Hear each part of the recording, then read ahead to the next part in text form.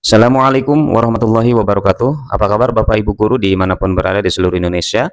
Jumpa kembali di channel Kang Safar. Di video kali ini, kembali saya akan berbagi informasi untuk Bapak dan Ibu. Kali ini terkait jadwal pelaksanaan dan ketentuan lapor diri PPG 2025.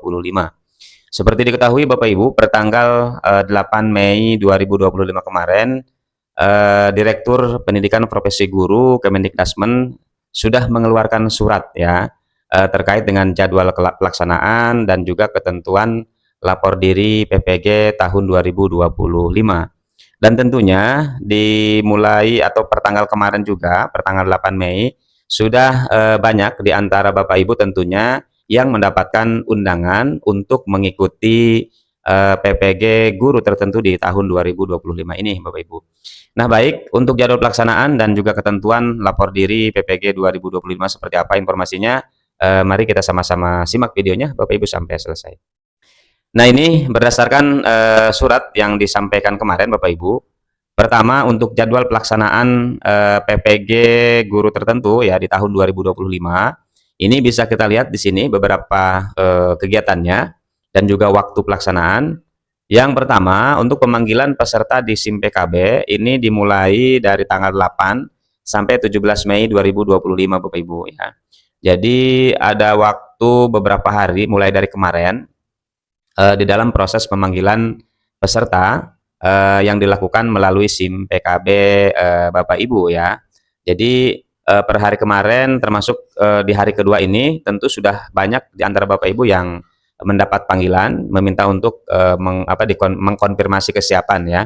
Dan tentunya bagi Bapak Ibu yang sampai hari ini belum mendapat panggilan ya di SIM PKB-nya belum muncul, tetap bersabar menunggu Bapak Ibu sampai tanggal 17 Mei ya. Mudah-mudahan di di hari ketiga atau keempatnya sudah ada pemanggilan peserta di SIM PKB Bapak Ibu. Jadi sekali lagi untuk pemanggilan ini mulai dari tanggal 8 kemarin Bapak Ibu sampai tanggal 17 Mei 2025. Nah, kemudian untuk agenda yang berikutnya yang kedua, ini lapor diri Bapak Ibu ya. Lapor diri dan orientasi di LPTK ini mulai dari tanggal 22 Mei sampai 1 Juni 2025. Ya, ini hampir kurang lebih 1 mingguan Bapak Ibu ya. Pelaksanaan lapor dirinya nih dan orientasi di LPTK masing-masing. Jadi melalui undangan yang disampaikan di sana Bapak Ibu tentunya sudah tahu ya LPTK-nya di mana gitu ya. Nama kampusnya di mana itu sudah diumumkan melalui pemanggilan yang ada di SIM PKB Bapak Ibu masing-masing ya. Ini lapor diri Bapak Ibu ya di tanggal 22 Mei sampai 1 Juni. Kemudian di agenda berikutnya ini ada pembelajaran mandiri di ruang GTK ya. Nah, di ruang GTK, pembelajaran mandiri di ruang GTK itu akan dimulai tanggal 6 Juni Bapak Ibu ya sampai tanggal 18 Juli 2025. Jadi kurang lebih berapa 1 bulan ya, 1 bulan lebih ini Bapak Ibu ya. Kurang lebih hampir 1,5 bulan lah kira-kira ya, hampir 2 bulan. Nah, ini untuk pembelajaran mandiri di ruang GTK atau pelaksanaan PPG-nya gitu Bapak Ibu ya. Selanjutnya untuk agenda berikutnya ini ada pendaftaran UK PPG di ruang GTK. Nah, ya, dan agenda keempat untuk pendaftaran UK PPG-nya masih di ruang GTK sama Bapak Ibu ya, sama dengan pembelajaran mandiri.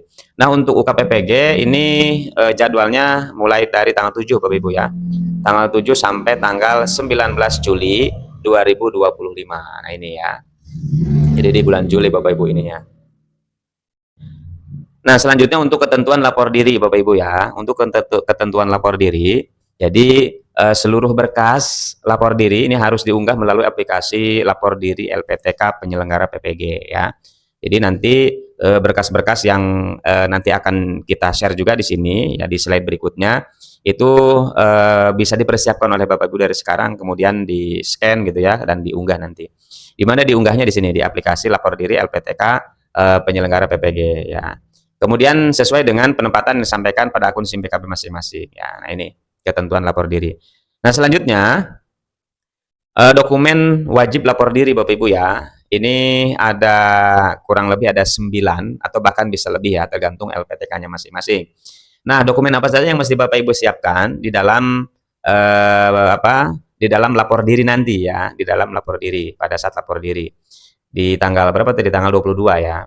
Mulai tanggal 22. Yang pertama fakta integritas Bapak Ibu ya. Nah, untuk formatnya ini ada di lampiran surat ya Bapak Ibu. Ada di lampiran surat yang dari Kemendikbudrismen. Nanti di video berikutnya kita share juga ya terkait dengan file-file fakta integritas ataupun yang lain-lainnya. Nah, kemudian yang berikutnya, dokumen yang selanjutnya selain fakta integritas, biodata mahasiswa sesuai format PDDikti ya.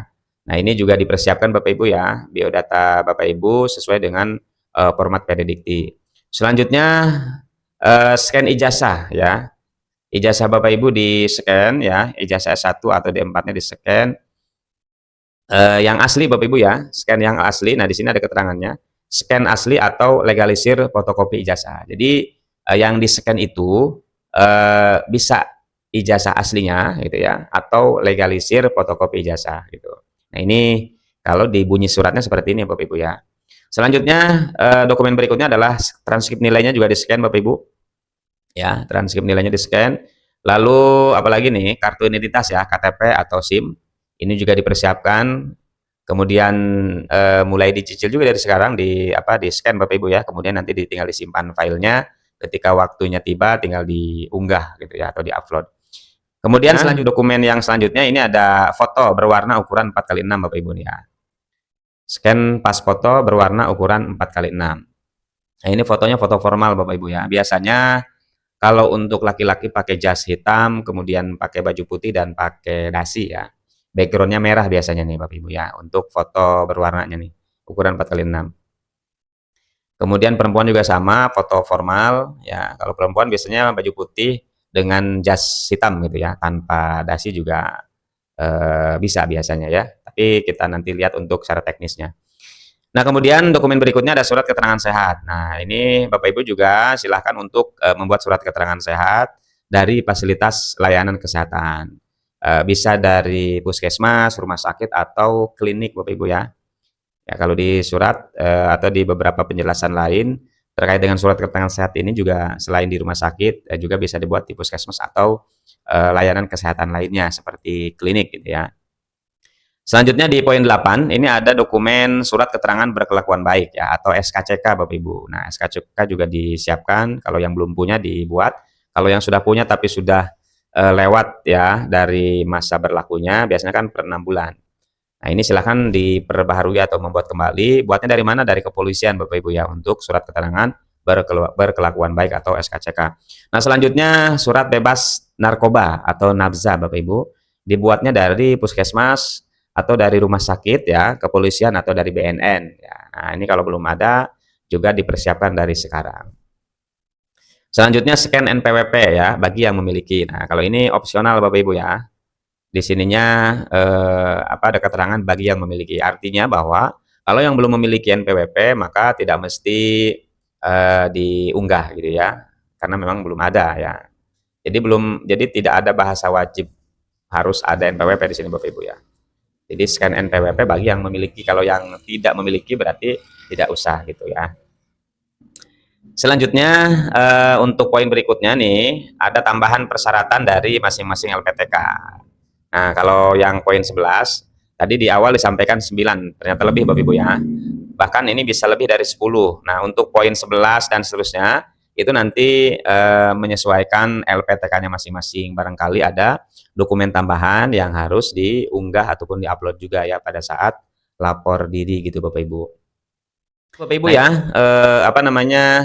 10 plus ya, 10 plus dokumen yang nanti harus dipersiapkan pada saat lapor diri yang dijadwalkan mulai tanggal 22 Mei ya Bapak Ibu. Jadi walaupun masih lama nih ke tanggal 22, alangkah baiknya dipersiapkan dari sekarang. Kalau yang sudah ada dokumennya bisa di-scan, kemudian disimpan filenya ya. Sementara kalau yang belum ada dokumennya segera dibuat gitu ya. Kemudian di-scan juga dan disimpan filenya termasuk juga dokumen-dokumen lainnya yang diperlukan. Pastikan semua dokumen Bapak Ibu ya, dokumen yang di-scan ataupun yang dipindai itu jelas dan terbaca. Nah ya, jadi jangan asal scan saja Bapak Ibu. Ini hasil scanannya harus dicek kembali dan harus benar-benar jelas dan terbaca. Kemudian diuploadnya sesuai jadwal ya. Ini Bapak Ibu harus diperhatikan sesuai jadwal. Kemudian mengikuti format yang ditentukan. Nah, seperti tadi fakta integritas Bapak Ibu ini harus menggunakan format yang diberikan langsung dari sana ya. Jadi sekali lagi untuk format fakta integritas itu ada di lampiran surat edaran dari Kemendikbudnya Bapak Ibu ya. Nah, untuk informasi lebih lanjutnya terkait dengan jadwal, kemudian ketentuan lapor diri dan lain sebagainya akan disampaikan melalui akun SIM PKB masing-masing. Jadi, walaupun sudah selesai tahapan konfirmasi Bapak Ibu yang sudah terundang, tetap dipantau SIM PKB-nya ya. Barangkali ada informasi-informasi lainnya yang disampaikan melalui SIM PKB masing-masing. Baik Bapak Ibu, itu saja informasi yang bisa di-share, yang bisa dibagi untuk Bapak dan Ibu terkait dengan jadwal pelaksanaan dan ketentuan lapor diri LPTK bagi para calon peserta ya, calon peserta PPG guru tertentu tahun 2025. Semoga informasi ini bermanfaat Bapak Ibu dan terima kasih. Assalamualaikum warahmatullahi wabarakatuh.